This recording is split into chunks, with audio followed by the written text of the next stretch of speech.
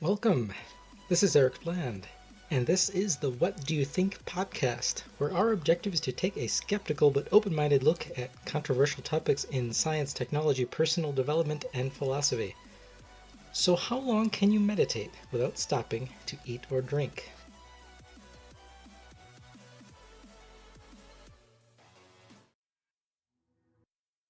If you're into personal development through methods like meditation, mindfulness, introspection, or other forms of spirituality, you may have heard stories about devoted spiritual seekers going out into the wilderness and meditating for months or years, not stopping to get up and move around or stretch or even eat or drink, or perhaps deriving sustenance purely from the dew of the universe.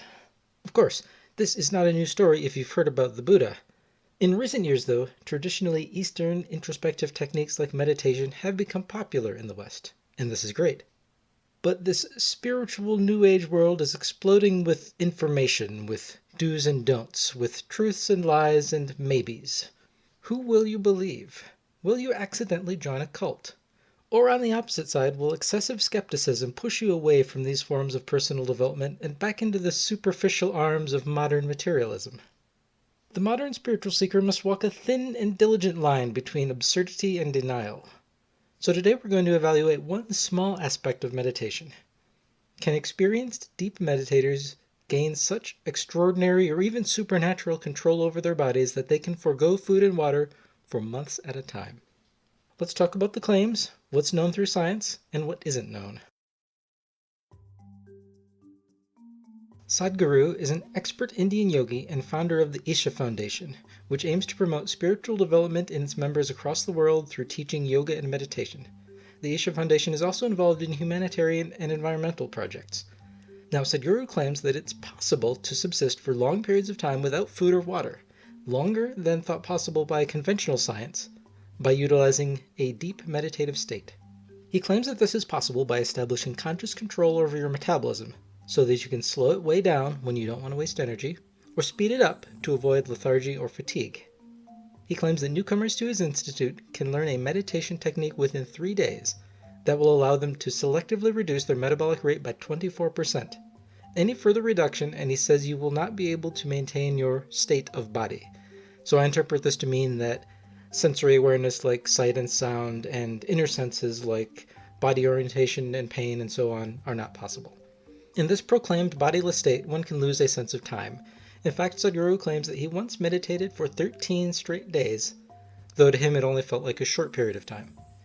But a far more extreme story was the subject of international attention in the mid-2000s. A 15-year-old Nepalese boy named Ram Bamjan started meditating under a tree in May of 2005. He claimed that he wanted to meditate for 6 years straight without food or water. So as he sat meditating for days or weeks, crowds and tourists started to gather around him.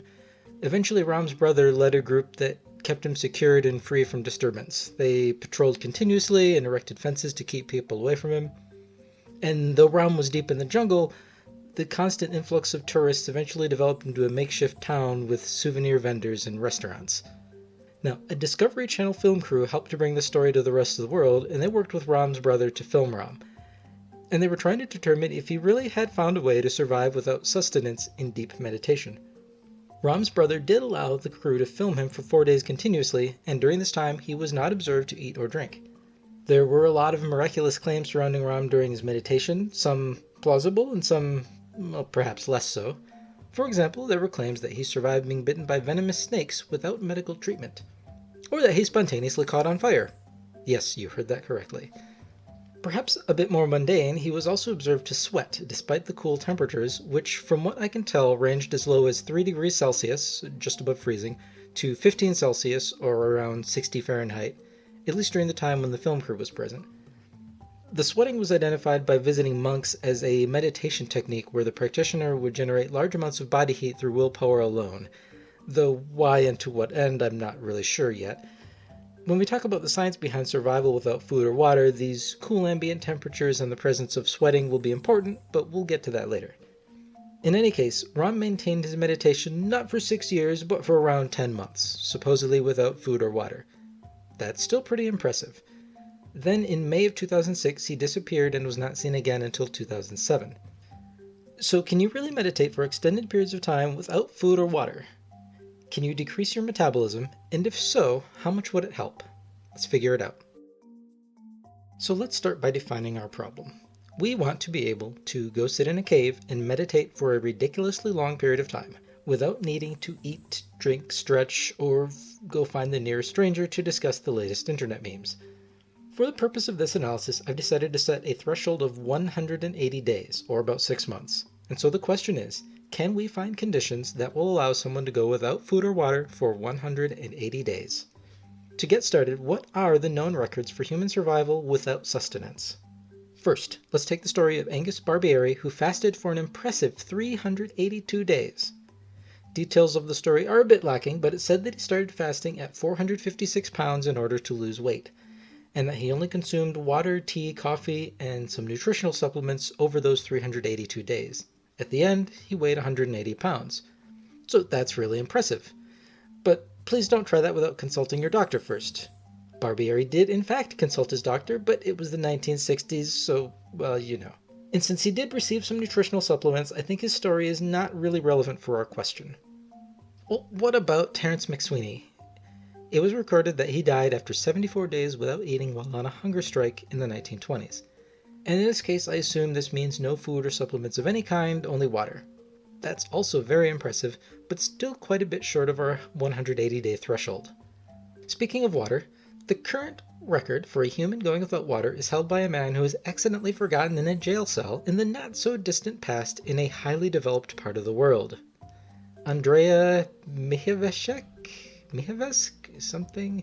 Well, Andrea was held in a jail cell in Austria in 1971 for some relatively minor incident where he was forgotten and went without food and water for 18 days. Oops.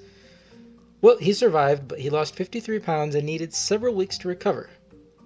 So this is only 10% of our goal of 180 days. But these records, for the most part, were not set under deliberate attempts to push human survival to the extreme. So we want to see what might happen under more controlled conditions. For this analysis, I'm going to focus specifically on water, since death by dehydration is typically a more limiting condition than death by starvation. So let's get into the science.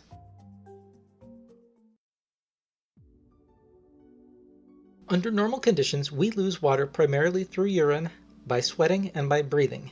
If you open your Human Physiology textbook to page 212, paragraph 2, you'll find values estimating that about 70% of our water loss occurs through urine, another 28% through breathing and evaporation from the skin, 8% through sweating, and 4% in feces. But of course, these numbers can vary significantly depending on your particular conditions. I'm going to talk mostly about water loss through breathing and urine. So we're going to be talking a lot about urine today. That doesn't bother you or make you all giggly, right? I'm kidding. Actually, we're going to talk about metabolism first. Your body will metabolize sugars, fats, and proteins to create energy and materials. And to do that, it needs oxygen. And that oxygen comes from breathing. We lose water in our breath whenever there's less moisture in the ambient air than in the humidified, warm air in our lungs. And to make things worse, these metabolic processes produce wastes, which need to be removed, which costs more water in the form of urine. So we need to start by talking about metabolism. For this part of the discussion, I'll be relying primarily on calculations to provide some rough theoretical limits for water loss. And we're doing it this way first because detailed empirical information on dehydration rates in long-term meditators probably doesn't exist. Second, because theoretical calculations should give us a more open and forgiving estimate of what might be possible. Now, depending on whether you're metabolizing sugars, fats, or proteins, the oxygen demand that drives that metabolism will range from around 0.28 to 0.23 grams of oxygen needed for every kilocalorie of energy produced. Now, just for reference, in addition to urine, we're also going to be talking a lot about kilocalories today. But from now on, I'm going to shorten it to calorie with a capital C. Technically, 1 kilocalorie is equivalent to 1 calorie with a capital C. These are the same units you'll find on a nutrition label in the grocery store. So whenever I talk about calories today, I'm referring to what we're all used to seeing on nutrition labels. So for these calculations, I'm going to assume that all of our energy is provided by glucose, meaning we'll need 0.286 grams of oxygen for every calorie. So how many calories do we need to survive? The basal metabolic rate, or BMR, is the resting metabolism. That is, the metabolic demand needed just to survive, to keep all of your organs functioning, maintain body temperature, and all of that, without doing any sort of activity. Like meditating. Sounds like a good place to start. There are several formulas that have been developed over the years to estimate BMR. Today we're going to use the Katch-McArdle formula. This formula estimates metabolic energy demand based on your weight and body fat percentage. BMR increases with increasing weight and decreasing body fat percentage. So to get an idea of the range, BMR can be a little under 1,000 calories per day for a 45 kilogram or 100 pound person with 40% body fat. Yeah, that probably doesn't exist. To as high as about 2,800 calories per day for a 115 kilogram or 250 pound person with 3% body fat. Well, that probably doesn't really exist very often either. Just for reference, most of the formulas used in this discussion, and really just about everywhere in science, they use metric units like Celsius and kilograms. If you're in the United States like me, well, you'll just have to get used to it. I'll try to convert units during this talk to give you a better picture of what's going on, but there's a chance I'll forget some. And if you're watching the podcast rather than just listening, all of the graphs that we'll show later will use metric units. Okay, now that disclaimer is out of the way, let's continue. So for today, I'm going to base all of my calculations around an individual who weighs 55 kilograms or 120 pounds and has 12% body fat. I picked these numbers to be somewhat realistic, but also to make the person pretty small to minimize their metabolic demands. So our generic person is going to have a BMR of 1,415 calories per day, which will require 445 grams of oxygen per day just for resting metabolism. I've heard that on the International Space Station, each astronaut is expected to consume 844 grams of oxygen per day, so given that our calculation is for resting metabolism only, it seems reasonable. Now, we need to figure out how much our generic human needs to breathe in order to supply that 445 grams of oxygen per day. This sounds like a great time to talk about lung capacity and tidal volume.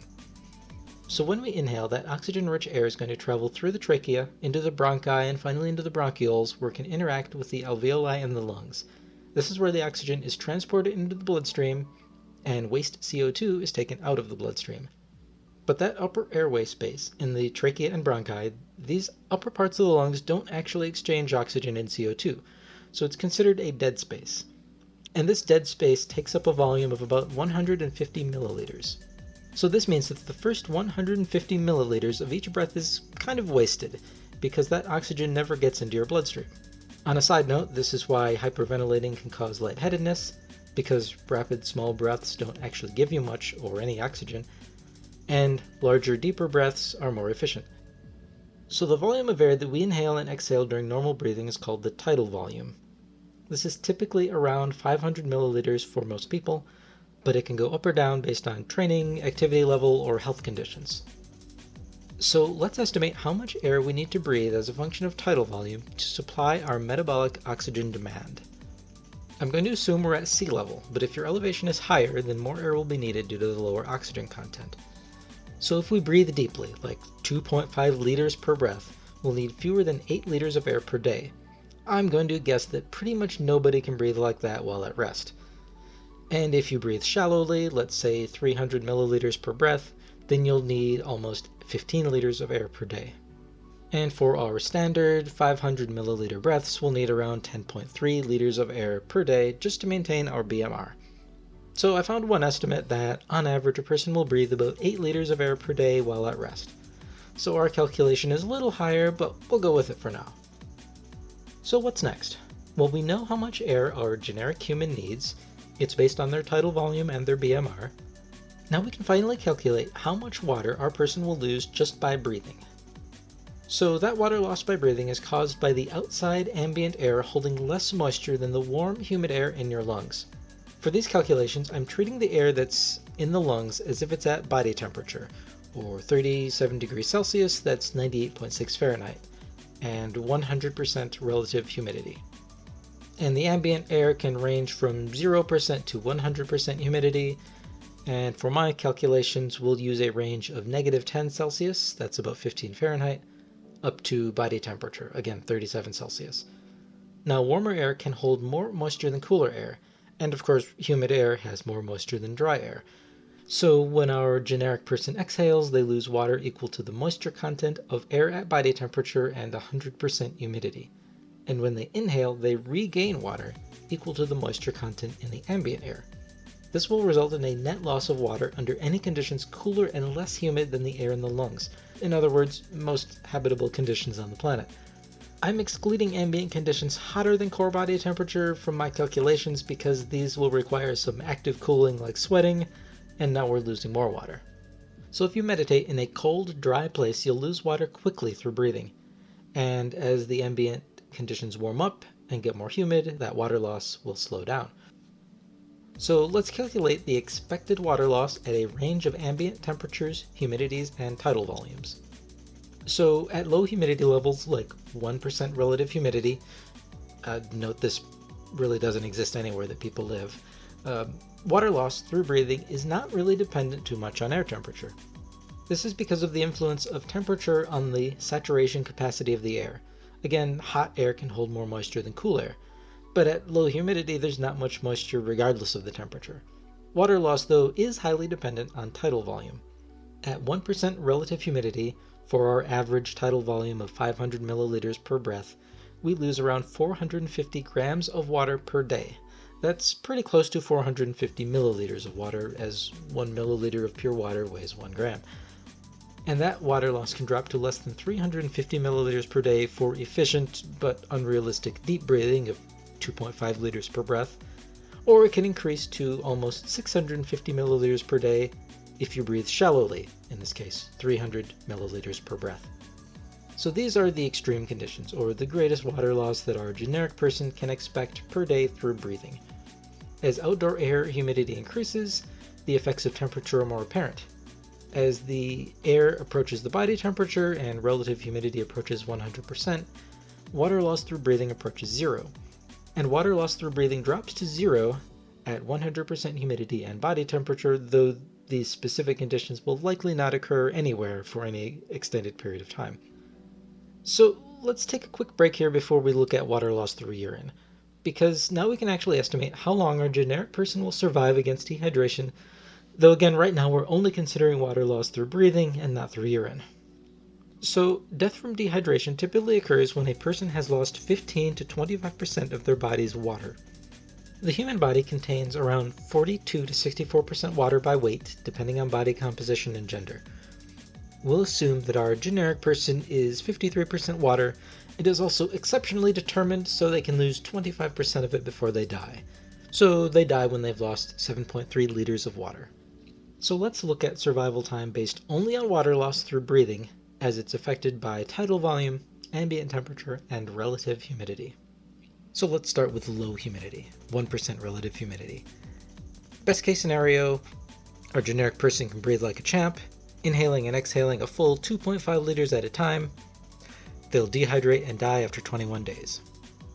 This drops to 11 days if they breathe shallowly, or 16 days for normal human breathing. Temperature doesn't matter much. As humidity increases, water loss through breathing decreases, and we see a few conditions that actually support survival longer than 180 days. Though again, this only accounts for water loss due to breathing, which, let's be fair, is not realistic.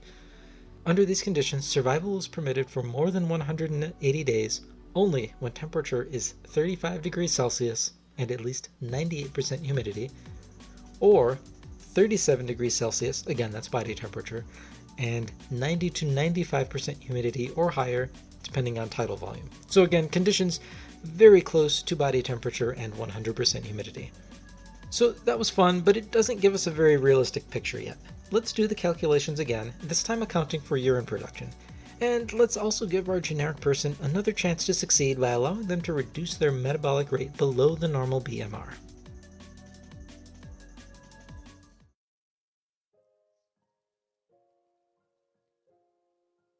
So, can we estimate how much water our generic person will lose to urine production?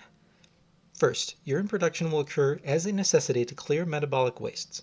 So unless you're dead or frozen, you'll still produce urine, even if you're dehydrated. But maybe we can reduce urine production by decreasing the metabolic rate. You know what decreases the metabolic rate? Hibernation.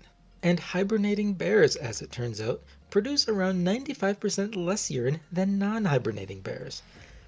Now, our generic person is unfortunately not a bear. But can humans hibernate? Well, we're not actually sure. Typically, they don't, but there have been a handful of hibernation-like states that have been observed in humans over the years. For example, a historical Russian group would supposedly deal with famine during the long, harsh winters by sleeping for 6 months straight, waking only briefly once per day to consume a little bit of bread and water. This minimal food intake over such a long period might result in starvation unless these individuals maintained a low metabolic rate, such as hibernation. Now, I've only seen this story mentioned once, and the original source is a single paper written in 1900, which apparently doesn't provide much detail. But there are other stories too. Let's take Mitsutaka Uchikoshi, a mountain climber who got lost during an alpine hike and was finally rescued 24 days later. Apparently his core temperature had dropped to 72 degrees Fahrenheit, and he was in a hibernation-like state that shut down most of his metabolism, and which ultimately saved his life. Or Anna Bagenholm, who was trapped in freezing water while skiing.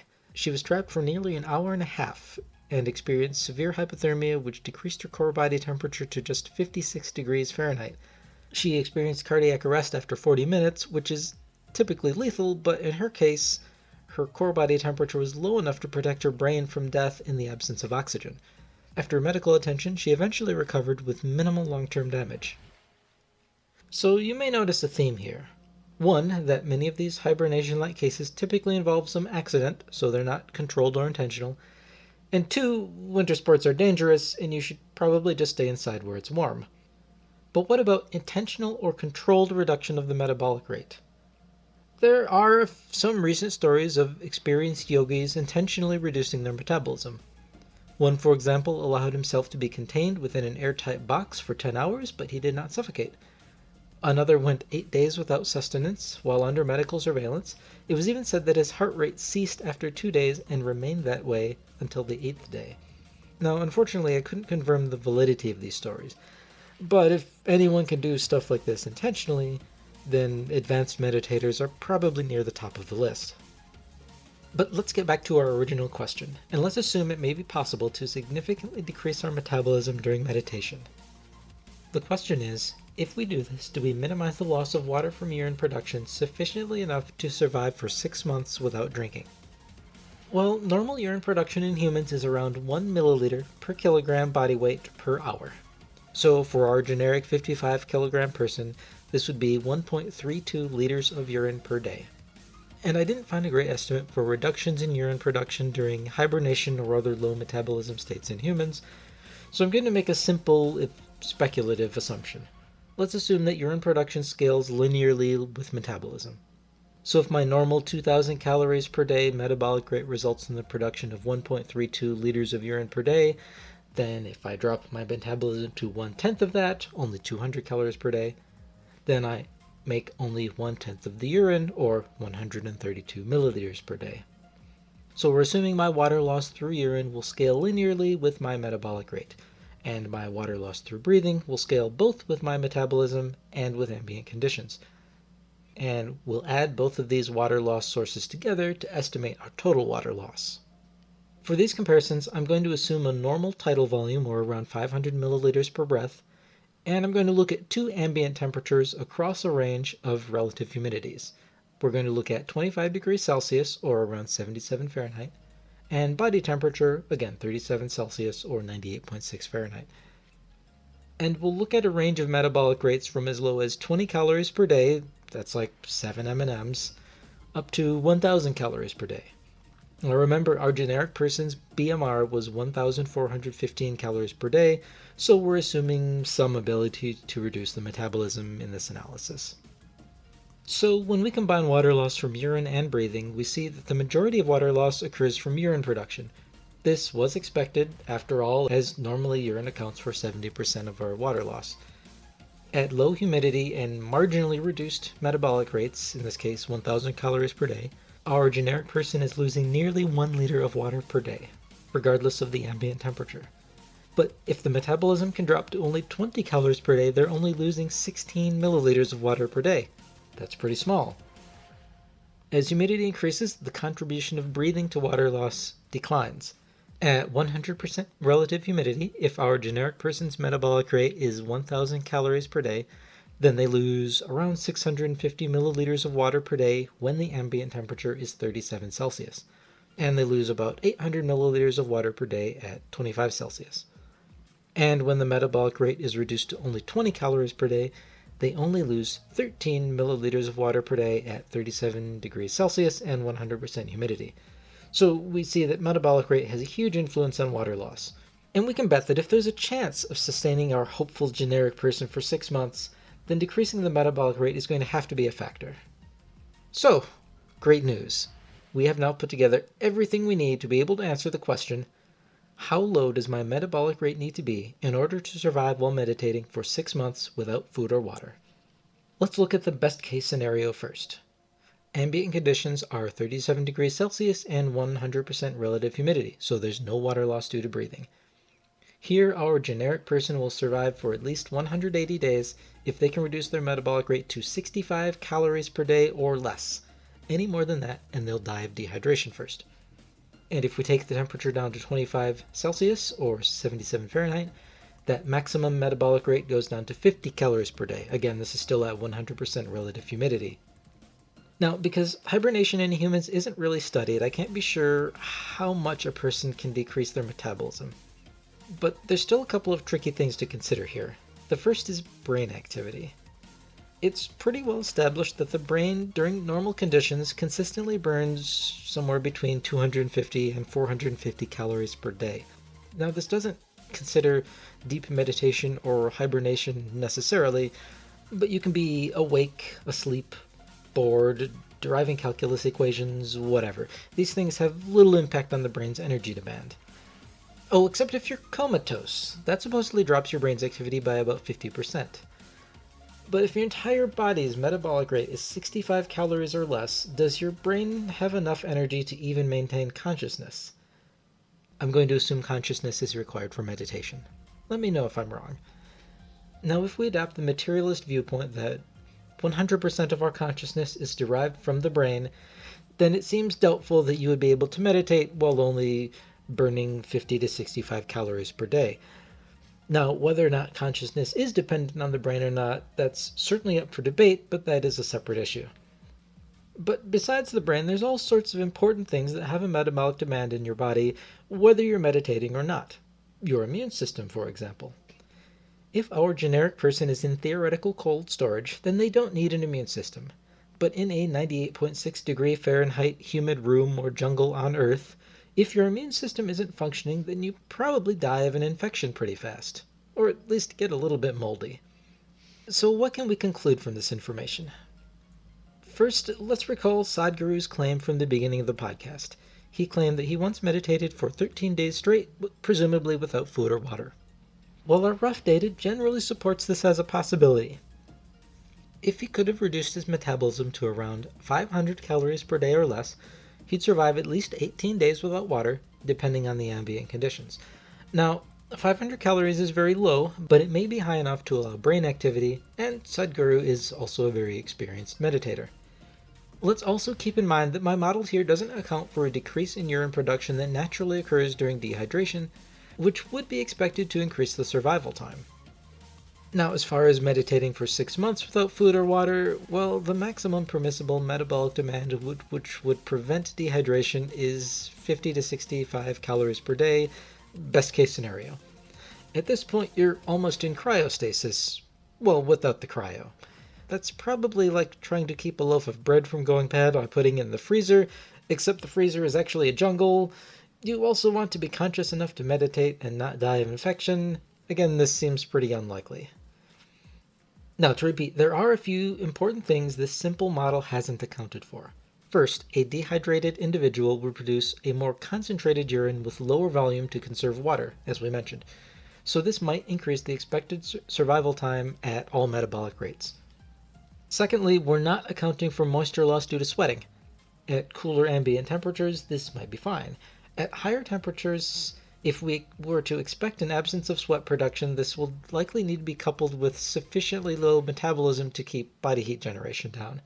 Finally, on the other extreme, we're assuming that our individual is sufficiently insulated to keep warm in cooler ambient temperatures so that the metabolic rate doesn't need to increase just to maintain one's core body temperature.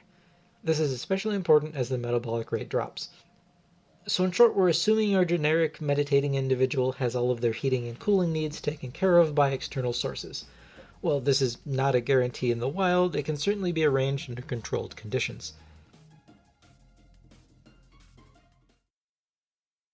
But what does all of this mean?